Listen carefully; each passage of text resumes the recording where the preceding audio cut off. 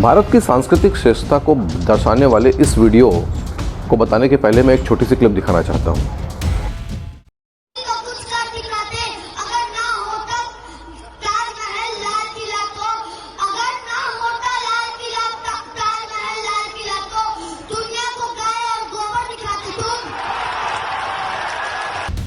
नमस्कार, मैं आलोक पांडे। इस बच्चे के द्वारा कही जाने वाली ये बातों में मुझे कोई विरोध नहीं, लेकिन ताजमहल और लाल किले के अलावा क्या हमारे पास दिखाने के लिए गाय और गोबर ही हैं? आइए देखते हैं।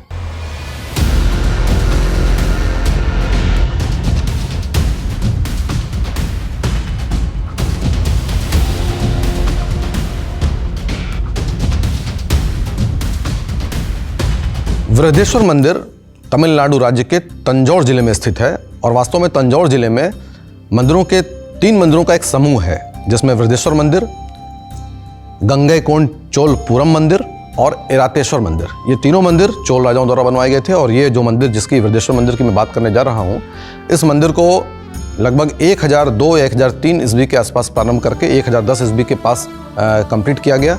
इसको बनाने वाले राज प्रथम चोल वंशीय शासक थे और इसीलिए इस मंदिर को राजराजेश्वर भी कहा जाता है। इस मंदिर की कुछ ऐसी विशेषताएं हैं जिनको सुन करके और देख करके आज आप आश्चर्यचकित रह जाएंगे। मंदिर की पहली विशेषता है कि इतना विशाल मंदिर, यानी लगभग 16 मंजिल का मंदिर जो 217 फीट के ऊपर है, ये मंदिर बिना किसी नींव के बना है। आज किसी भी बिल्डिंग को आप देख लीजिए, बड़े से बड़ा बिल्डर जो है जितनी ऊंची बिल्डिंग होती है उतना ही नीचे खोद करके नींव बनाता है, लेकिन 216 फीट का ये मंदिर जिसमें 16 मंजिल है और ऊपर उसके ऊपर एक शिखर रखा हुआ है, वो मंदिर बिना किसी नींव के बना है। ये क्या आश्चर्य का विषय नहीं है? क्या ये अभियांत्रिकी का, क्या आर्किटेक्चर का एक शानदार नमूना नहीं है? मंदिर की ये विशालता और इस अद्वितीय संरचना के चलते ही इसको वर्तमान में दक्षिण का सुमेरु पर्वत भी कहते हैं। जो दूसरी विशेषता मंदिर की है वो इसी विशालता के साथ और इसी मैग्निफिशिएंट कैरेक्टरिस्टिक से जुड़ी हुई है। मंदिर के जो 216 फीट का जो ऊंचा शिखर है, उसके ऊपर जो शिखर रखा गया है जिसको कुंभम बोलते हैं, वो कुंभम 81 टन का है, यानी 8100 किलोग्राम का।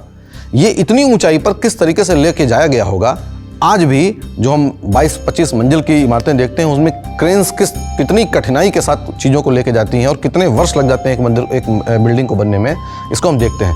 लेकिन ये मंदिर मात्र 7 वर्षों के अंदर जो कंप्लीट हो गया, उसमें 81 टन यानी 8000 किलोग्राम से ज़्यादा का वजन का एक मोनोलिथ, एक ही शिला किस प्रकार ऊपर ले जाई गई होगी और उसके ऊपर स्कल्पचर और कार्विंग की गई होगी, ये अपने आप में एक भारी आश्चर्य का विषय है। कहा जाता है, जो आजकल मॉडर्न एनालिसिस किया गया है उसके आधार पर ये बताया जाता है कि लगभग इस चीज़ को करने के लिए 6 किलोमीटर का एक रैंप बनाया गया था और इस रैंप में इस 81 टन वजनी एक शिला को हाथियों और बैलों की मदद से धीरे धीरे ऊपर सरकाया गया था।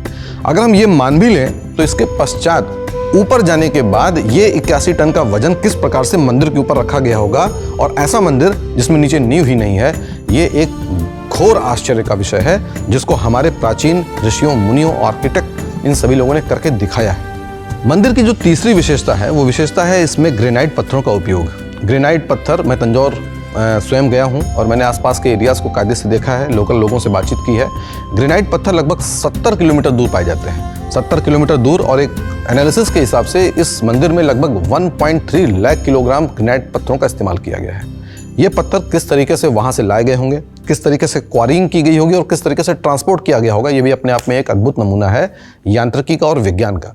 साथ ही साथ मंदिर बिना नींव के है और मंदिर बनाने में 216 फीट के इस मंदिर को बनाने में किसी भी प्रकार के सीमेंट का इस्तेमाल नहीं किया गया। वस्तुतः जब इसको कायदे से देखा गया तो ये पाया गया कि ये एक पजल टेक्निक से बना हुआ मंदिर है। पजल टेक्नोलॉजी ये होती है जिसमें हम इंटरलॉक आज कहते हैं, पेवर्स के बने हुए ब्लॉक को जोड़ करके हम रास्ता बनाते हैं। ये इसी तरीके से ग्रेनाइट के बड़े बड़े पत्थरों को एक के ऊपर एक इस तरीके से रखा गया जिससे उनका भार उनके डायमेंशंस को सह सके और एक क्लियर कट डायरेक्शन मिलता हुआ ऊपर तक मंदिर चला जाए। और उसके ऊपर 81 टन का एक शिला रखी गई जो कुंभम या शिखर कहलाती है। मंदिर जब से बना है तब से लेकर के आज तक 6 मेजर अर्थक्वेक मंदिर सहन कर चुका है। बिना नींव का मंदिर, बिना सीमेंट का मंदिर और उसके ऊपर 81 टन का एक रखा हुआ भारी पत्थर, इसके पश्चात भी मंदिर अपने ग्रैंड्यूर में जैसा बना था वैसा ही खड़ा है। पीसा की जो मीनार है उसको हम झूलती मीनार या टिल्टेड मीनार कहते हैं। वास्तव में कारण यह है कि किसी एक अर्थक्वेक के चलते वो तिरछी हो गई थी, और उस तिरछा होना उसका डेविएशन जो हुआ वो खराब इंजीनियरिंग का एक नमूना है, जिसको हमने महान आश्चर्यों में शामिल कर लिया। और ये मंदिर जिसने 6 अर्थक्वेक झेले, नींव नहीं है, सीमेंट नहीं जोड़ी गई है, ग्रेनाइट को एक के ऊपर एक रखा गया है और उसके बाद भी अपने उसी स्वरूप में खड़ा है, लेकिन इस मंदिर को हमने महान आश्चर्यों की श्रृंखला में स्थान नहीं दिया है। क्या ये हमारी कमी नहीं है, और ये क्या एक बेहतर अभियांत्रिकी का नमूना नहीं है? मंदिर का जो 81 टन का कुंभम या शिखर है वो इस तरीके से बनाया गया है कि सूर्य चारों तरफ से चक्कर मार जाए, लेकिन उसके पश्चात भी मंदिर का उसकी जो शैडो है वो शैडो नीचे नहीं आती। ये लाइट यानी प्रकाश के जितने भी नियम हैं उन सारे नियमों को झुठला देता है। ये वैज्ञानिक सिद्धांत इस मंदिर की एक अद्भुत विशेषता है, जिसे वहाँ जाकर के ही देखा जा सकता है। साथ ही साथ गर्भगृह के ऊपर अगर ड्रोन रख करके या कैमरा रख करके एक फ़ोटो खींची जाए तो कुछ इस तरीके की फोटोग्राफ दिखाई पड़ती है। आप देख सकते हैं कि पूरा हॉलो स्ट्रक्चर दिखाई पड़ रहा है, पिरामिड नुमा शेप में हॉलो स्ट्रक्चर दिखाई पड़ रहा है। मंदिर के स्कल्पचर को, वास्तुकला को अगर ध्यान से देखा जाए तो ये 2-3 तस्वीरें जो मैं आपको दिखा रहा हूँ मूर्तियों की, ये मंदिर के फॉरेन कनेक्शन को, यानी उस तत्कालीन चोल किंगडम किस तरीके से फॉरेन राजाओं के साथ कनेक्ट था और वहाँ से इनके आपसी व्यवहार हुआ करते थे, इसको दिखाता है। में अगर आप देखें तो पोज देता हुआ, हेड पहने हुआ और शर्ट पहने हुआ एक इंसान दिखाई पड़ता है। जनरली साउथ इंडियंस ऊपर की तरफ पहले कपड़े नहीं पहनते थे और नीचे की तरफ एक वस्त्र लपेटते थे जो कि बिना सिला हुआ होता था। इस मूर्ति को अगर आप देखते हैं तो ये क्लियर कट बताता है कि यूरोपियन या वेस्टर्न कंट्रीज से आया हुआ कोई व्यक्ति था जिसको राजा के साथ जोड़ा गया, क्योंकि जनरली हम अपने मंदिरों में या तो देवी देवताओं को या ऋषि मुनियों को या किंग्स को स्थान देते हैं, इसलिए ये यूरोपियन या वेस्टर्न किसी कंट्री का कोई किंग था जिसको हमने अपने यहाँ स्थान दिया, और ये फॉरेन कनेक्शन को एस्टेब्लिश करता है। साथ ही साथ ये चाइनीज़ फोटोग्राफ भी अगर आप देख रहे हैं, किसी चाइनीज़ व्यक्ति की लग रही है या फिर साउथ ईस्ट एशियन नेशन के किसी किंगडम का कोई राजा यहाँ साबित होता है। ये बताता है कि चोल राजाओं के फॉरेन कनेक्शंस कितने क्लियर थे, और ये भी हम जानते हैं कि चोल राजाओं की जो नेवल आर्मी थी वो बहुत इंपॉर्टेंट सशक्त थी, जिसने श्रीलंका और बृहत्तर भारत की स्थापना की थी। घोड़े की इस मूर्ति को देखिए, इसमें जो उसकी रेन है, उसकी जो पच्चीकारी की गई है वो एग्जैक्ट ऐसा नहीं लग रहा है कि किसी रस्सी को ही वहां पर बांध दिया गया। मंदिर की अगली विशेषता 9 का मल्टीपल स्वरूप है।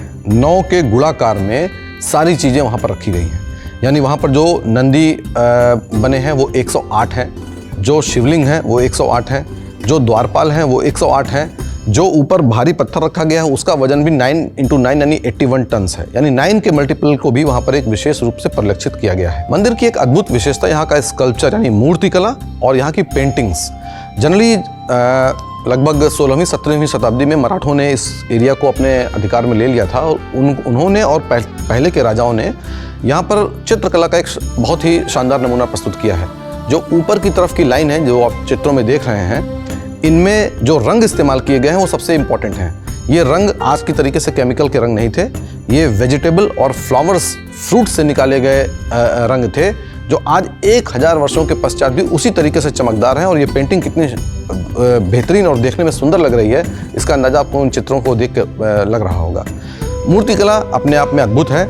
शिव के जितने भी स्वरूप हैं, ये आप सारे स्वरूपों को चित्रों के माध्यम से आप देख रहे हैं, जिसमें नटराज की मूर्ति, जिसमें उद्दालक की मूर्ति, जिसमें शिव पार्वती आलिंगन, जिसमें अर्धनारीश्वर स्वरूप इत्यादि इत्यादि आपको दिखाई पड़ रहा है।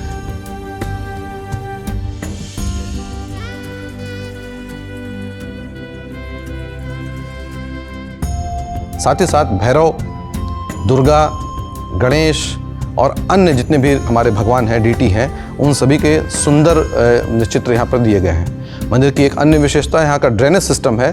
पानी चारों तरफ से जो भी कलेक्ट होता था, बहुत ही अच्छी तरीके से उसको सुचारू प्रणालिकाओं के माध्यम से बाहर निकालने की व्यवस्था की गई थी। आज हम स्वच्छ भारत मिशन में वही चीज़ें देख रहे हैं। ये स्वच्छ भारत मिशन 1000 वर्षों के पहले हमारे मंदिरों में कितनी अच्छी तरीके से पानी का निस्तारण किया जाता था, उसका भी एक अद्भुत नमूना है।